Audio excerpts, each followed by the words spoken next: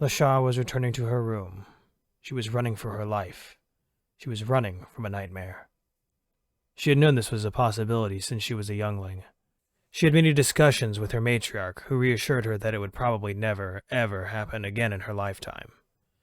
Yet here she was. The station's alarms were blaring, and the Scourge were on her trail. She managed to make it to her room, panting, exhausted but alive. Then she heard noises from her roommate's bed. Oh gods, no. If Laura was one of them, she was very, very dead. The death wielder was strong enough to tear her limb from limb in normal circumstances, and if she was infested... LaShaw pushed that thought out of her mind. She wasn't dead yet. She mustered her courage and asked her roommate a simple question. "You okay, Laura?" Laura was barely awake at the moment. She had heard some sort of alarm. At least she guessed it was an alarm.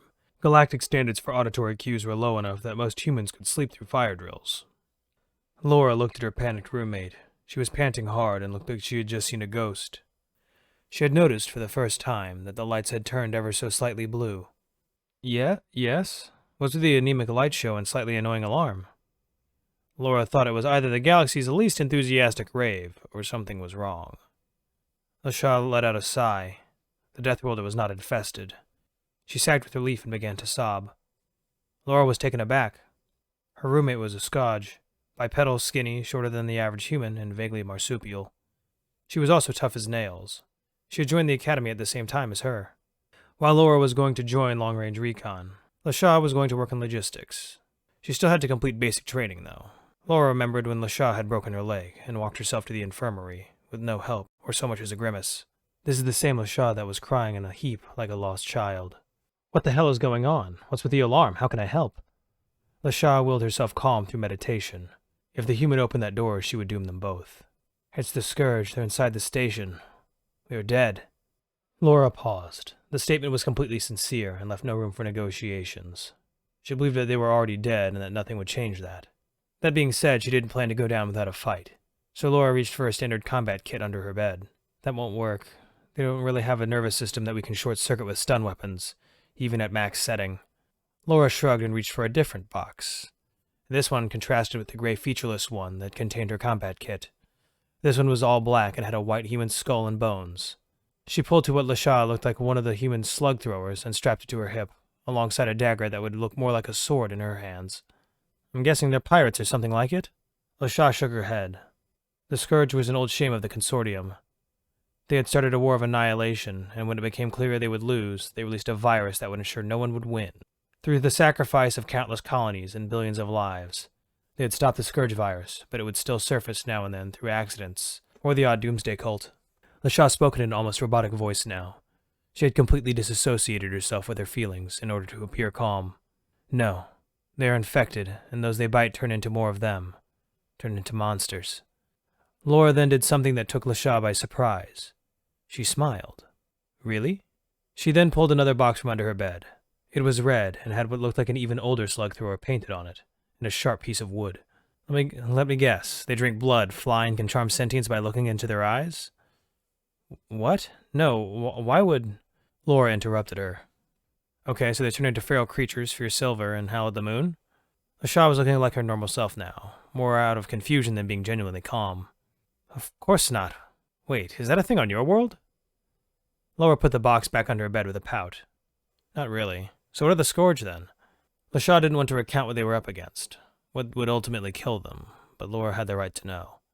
The infected die, eventually, but they don't stay dead. They get up and try to eat the living. Their saliva carries the virus. They're an old bioweapon from a long-gone race.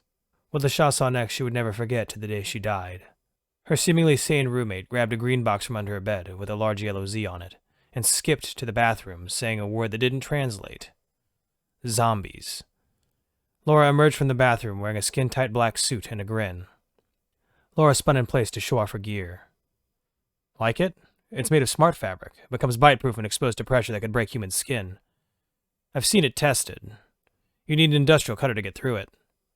Laura then put her uniform on top of it, strapped the slug thrower back onto her hip, but instead of the dagger, she now had a large curved forward blade the length of her leg. How many?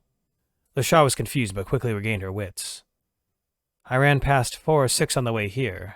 You're not thinking of fighting them, Laura's smile faded from her face as she cut her off.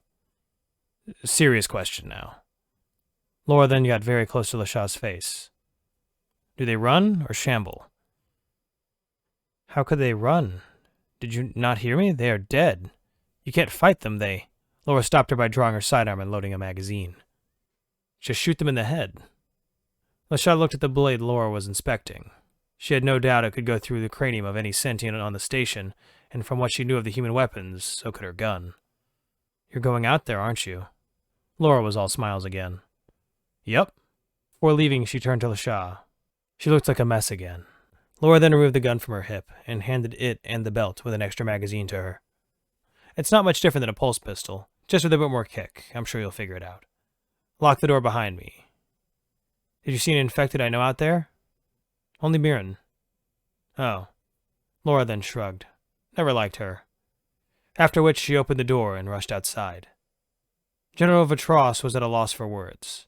A single human cadet had cleared the entire station from scourge infection, and she only asked for a single accolade as a reward. General Vatros had never thought to hand out a medal that read, "Knife only run, no damage," before in his life, but it would not be the last time.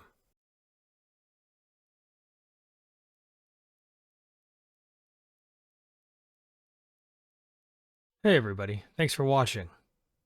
Everything I use is in the description below. If you have a story you'd like to hear narrated, please let me know and I'll contact the author and we'll see if we can make that happen. Thanks again for watching. It's a scary world out there, but remember to look up and seek the stars.